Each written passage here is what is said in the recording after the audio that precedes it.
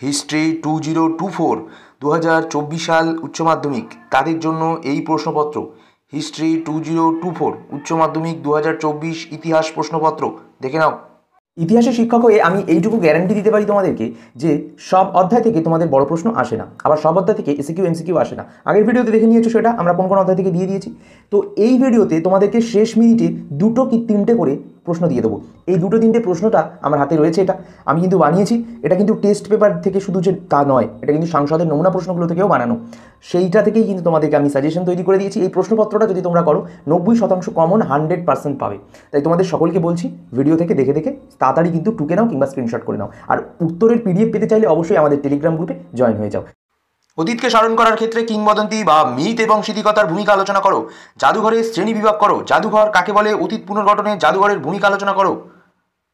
বন্ধুরা, পরবর্তী প্রশ্ন, নব সাম্রাজ্যবাদ বলতে কি বোঝো? নব সাম্রাজ্যবাদ প্রথম বিশ্বযুদ্ধের জন্য দায়ী ছিল। লেনিনের উক্তির তাৎপর্য ব্যাখ্যা করো। 5 নম্বর প্রশ্ন, সাম্রাজ্যবাদ বলতে কি বোঝায়? সাম্রাজ্যবাদের উদ্ভবের কারণ লেখো। কান্টন বাণিজ্যের প্রধান বৈশিষ্ট্যগুলি কী ছিল? এই বাণিজ্যের অবসান কেন হয়? ভারতের রেলপথ বিস্তারের কারণ ও ফলাফল আলোচনা করো। পরবর্তী প্রশ্ন, ব্রিটিশ ইস্ট ইন্ডিয়া কোম্পানির আমলে ভারতের ভূমি রাজস্ব ব্যবস্থার সংক্ষিপ্ত পরিচয় দাও।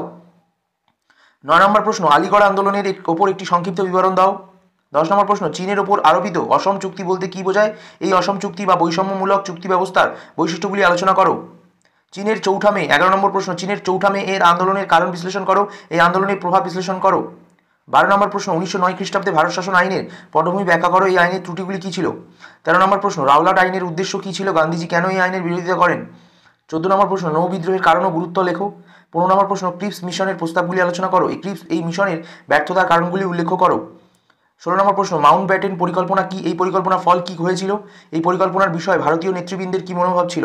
17 নম্বর প্রশ্ন, ঠান্ডা লড়াই বলতে কী বোঝো? ঠান্ডা লড়াইয়ের তাত্ত্বিক ব্যাখ্যা করো।